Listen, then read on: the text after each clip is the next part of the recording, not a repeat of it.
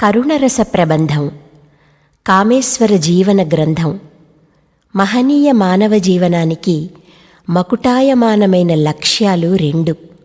ఒకటి మహాకరుణ, ఇంకొకటి మహాప్రజ్ఞ అని గౌతమ బుద్ధుని అనన్య సామాన్య నిర్ణయం. ఆ మహాకరుణ, ఆ మహాప్రజ్ఞల మహోజ్వల సంగమ శిఖరమే డాక్టర్ పెమ్మరాజు దుర్గా కామేశ్వరరావు. 29 డిసెంబరు 1940 విజయవాడలో జన్మించారు. తల్లి వెంకాయమ్మ, తండ్రి పివి సత్యనారాయణ బాల్యంలో అలవరచిన సుబుద్ధులు, సత్ప్రవర్తనలే ఆయనకు ఈనాటికి ఉపాధేయాలుగా వెన్నంటి ఉంటున్నాయి. ఆ బాలుడు తన హైస్కూల్ విద్యార్థి దశలోనే భౌతిక విజ్ఞాన శాస్త్రం పట్ల ఆకర్షణకు గురి కావటం గమనార్హం. ఉస్మానియా యూనివర్సిటీలో కేంద్రక భౌతిక శాస్త్రం ఐచ్ఛికాంశంగా ఎంఎస్సి ముగించిన అనంతరం అదే అంశంలో పీజీ డిప్లొమా సంపాదించే నిమిత్తం సాహా ఇన్స్టిట్యూట్ ఆఫ్ న్యూక్లియర్ ఫిజిక్స్లో ప్రవేశం సంపాదించారు. అది అంతర్జాతీయంగా ప్రసిద్ధి చెందిన సంస్థ. దేశం నుండి ప్రతి సంవత్సరం 13 విద్యార్థులకు మాత్రమే అక్కడ ప్రవేశావకాశం కల్పిస్తారు. పట్టభద్ర విద్యానంతరం అమెరికాలోని బోస్టన్ యూనివర్సిటీలో కొంతకాలం బోధనా సహాయకుడిగా పనిచేశారు. కానీ అక్కడి యాజమాన్యంతో కొన్ని మౌలిక సూత్రాలపై విభేదాలు పొడచూపటంతో బోస్టన్ యూనివర్సిటీ నుండి నిశ్శబ్దంగా, నిరాక్షేపంగా నిష్క్రమించి న్యూజెర్సీకి చెందిన న్యూబ్రెన్స్విక్లోని రట్గర్స్ యూనివర్సిటీలో ప్రవేశం పొంది అందులో నుండే పిహెచ్డి పట్టా సాధించారు. ఆ సమయంలోనే వివక్ష నుంచి విముక్తి కోసం, హక్కుల సాధన కోసం నల్లజాతీయులంతా ఒక్కటై ఉద్యమ మార్గం పట్టారు. వారికి బాసటగా కామేశ్వరరావు నిలిచారు. అప్పుడే పీడీకే రావు మనసులో తీవ్ర కల్లోలం మొదలైంది. 100 ఏళ్ల పరాయి పాలనలో మగ్గిన నా దేశం, స్వదేశీయుల రాజ్యంలో కూడా ఇప్పటికీ పేదరికం, అసమానతలు, నిరక్షరాస్యతలతో సతమతమవుతున్న నా మాతృభూమి పరిస్థితి ఏమిటి? అక్కడ అన్ని సమస్యలున్నాయని తెలిసి నేను ఇక్కడ ఉండిపోవడం ఏమిటి? ఈ ప్రశ్నలు ఆయన్ని ఉక్కిరిబిక్కిరి చేశాయి. ఎన్నాళ్ళు ఈ వెలివేత, ఎన్నాళ్ళు ఈ వలపోత, ఊరావలి వాడల్లో మన బతుకుల రాలు పూత. ఎన్నాళ్ళు ఈ వెలివేత, ఎన్నాళ్ళు ఈ వలపోత. అంతే, ఆ క్షణమే తన కొలువుకు శాశ్వతంగా సెలవు ప్రకటించి జన్మభూమికి తిరిగి వచ్చారు. స్వేచ్ఛాచింతకుడు జిడ్డు కృష్ణమూర్తి రచనలు అధ్యయనం చేసి ప్రభావితులయ్యారు. దిశానిర్దేశం కోసం లోక్నాయక్ జయప్రకాష్ నారాయణను కలిశారు.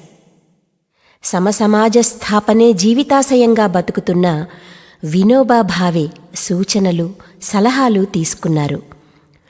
పవనారాశ్రమంలో వినోబా భావే గారిని కలిశాను.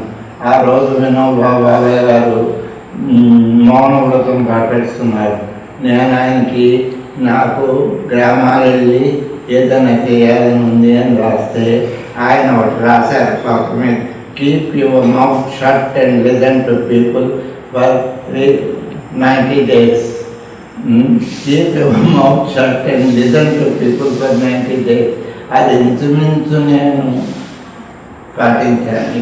ఆంధ్రప్రదేశ్ రాష్ట్రంలోని మూల మూలలు సంశోధించి బడుగు జీవులు మౌనంగా ఎదుర్కొంటున్న ఆర్థిక, సాంఘిక, సాంస్కృతిక, రాజకీయ వివక్షలు, దారుణ పైశాచిక అస్పృశ్యత దుశ్శాసనాలు కూలంకషంగా, క్షోధక్షమంగా అధ్యయనం చేసి ఒక అచంచల నిర్ణయం వహించారు.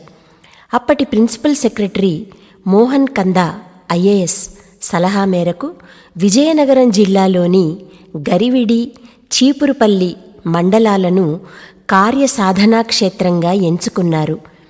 ఆ ఊరిలో అనేక సమస్యలు. నిరుపేద జనానికి కడుపు నిండా తిండి లేదు, కంటి నిండా కునుకు లేదు, ఒంటి నిండా బట్ట లేదు, ఉండటానికి సరైన ఇల్లు లేదు, చదువుకోటానికి బడి లేదు, వైద్య సదుపాయమూ లేదు. అసలు వాళ్ళకి అస్తిత్వమే లేదు. దారిద్ర్యం, అసమానతలు రాజ్యమే.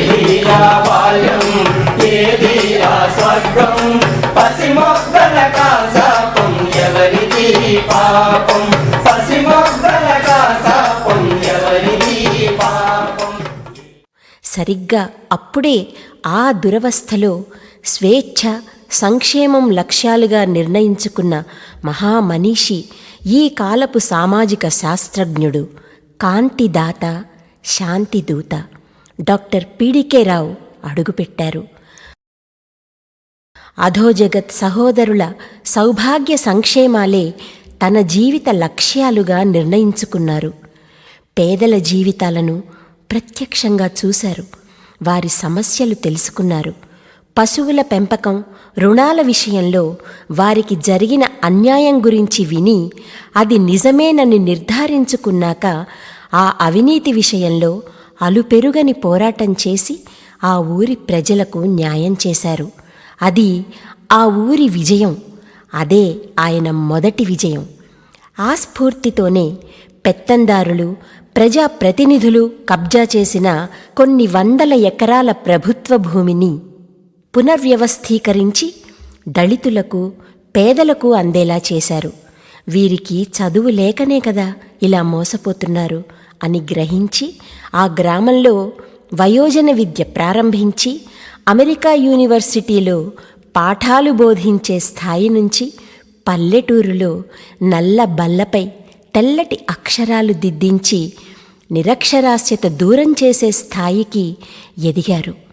ప్రభుత్వ సంక్షేమ పథకాలు, వాటి తీరు తెన్నుల గురించి వాళ్లకు అవగాహన కల్పించారు.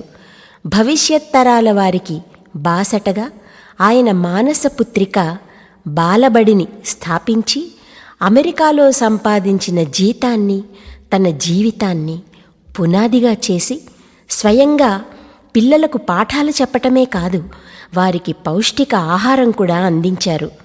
కొన్ని వందల బాలబడులకు పునాది వేసి వాటి అమలుకు ప్రణాళిక సిద్ధం చేశారు. ఈ బాలబడిలో ఎటువంటి పుస్తకాలు ఉండవు, హోంవర్క్ ఉండదు, బెత్తాల దెబ్బలు ఉండవు. మాస్టారు ప్రేమగా ఆటపాటలతో పాఠాలు చెబుతారు. పిల్లలు అంతే ఆసక్తిగా పాఠాలు నేర్చుకుంటారు.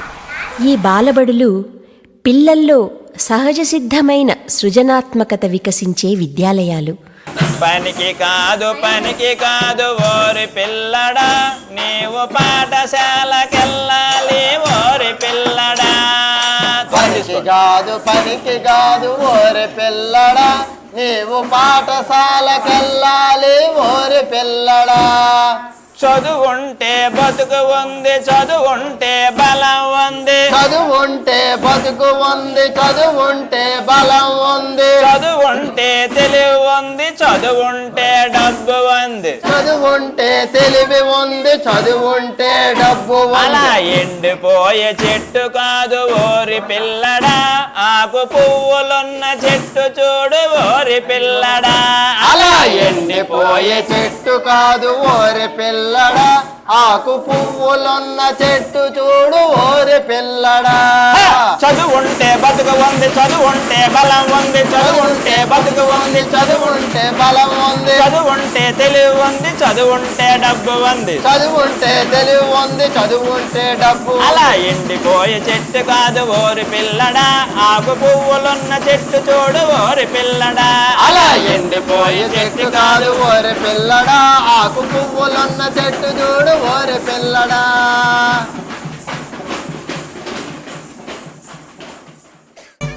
బాలబడి కాన్సెప్ట్ యొక్క ముఖ్య ఉద్దేశం ఏమిటంటే ఆనందమైన జీవితం గడపడం అనేది బాలల హక్కు.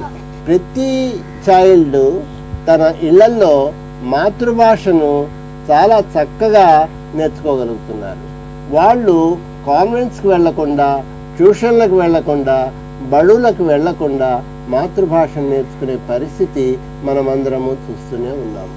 దానికి ముఖ్య కారణం ఏమిటంటే అక్కడ ఒక సహజ అభ్యసన వాతావరణం అనేది ప్రతి ఇంట్లోనూ ఉంటుంది కాబట్టి వాళ్ళు నేర్చుకోగలుగుతున్నారు. సహజ అభ్యసన వాతావరణము అంటే పిల్లలు బిడియము, ఒత్తిడి, భయము లేకుండా తమంతట తాము పాల్గొని తమకు తెలియకుండానే విద్య నేర్చుకునేటటువంటి వాతావరణాన్ని సహజ అభ్యసన వాతావరణం అంటారు. ఇది ఇంట్లో ఉన్నప్పుడు మనము బడిలో కూడా ఇటువంటి వాతావరణాన్ని కల్పించగలిగేటట్టయితే పిల్లలు ఏమాత్రము ఒత్తిడికి గురి కాకుండా హోంవర్క్లు పుస్తకాలు లేకుండా చదువు నేర్చుకోగలరు అని మేము బాలబడి యొక్క రూపకల్పన చేయడం జరిగింది. ఆయన రాకతో ఆ భూమి పులకరించింది, ఆ క్షేత్రం నాట్యం చేసింది. 40 ఏళ్ల క్రితం ఆయన ప్రారంభించిన బాలబడి రాష్ట్ర వ్యాప్తంగా విస్తరించింది. ఒరిస్సాలోనూ అమలవుతుంది. ఆదర్శ గ్రామాన్ని నిర్మించాలన్న ఆయన ఆశయం సఫలీకరణ చెందింది. ఇప్పుడు ఈ రాష్ట్రాలలో అమలు జరుగుతున్న పొదుపు సంఘాలు, అంగన్వాడీ కేంద్రాలు అప్పుడు ఆయన ఆలోచనలే. ఈనాటికి మన తెలుగు రాష్ట్రాలలో అనేక అంగన్వాడీ కేంద్రాలకు వారే శిక్షణ ఇస్తున్నారు. రజకులు, క్షురకుల నివాస గృహ సముదాయ నిర్మాణం కోసం దళారీలు లేకుండా, కాంట్రాక్టర్లు కాకుండా వారు పొదుపు చేసిన డబ్బులు పెట్టుబడిగా పెట్టి శ్రమదానంతో సొంత ఇంటి కలను సాకారం చేసుకున్నారు. దానికి విజయ కాలనీ అని నామకరణం చేసి ప్రముఖ సంఘసేవకుడు వావిలాల గోపాలకృష్ణయ్య చేత ఆవిష్కరింపజేశారు. అలాగే రిక్షా కార్మికుల కోసం కూడా ఒక కాలనీని నిర్మించాలని అనుకున్నారు. కానీ అధికారులు, ప్రజాప్రతినిధులు అనేక ఆటంకాలు కల్పించారు. ఆ సమయంలో ఎస్ఆర్ శంకరన్ ఐఏఎస్ సాంఘిక సంక్షేమ శాఖలో కార్యదర్శి పదవిలో ఉన్నారు.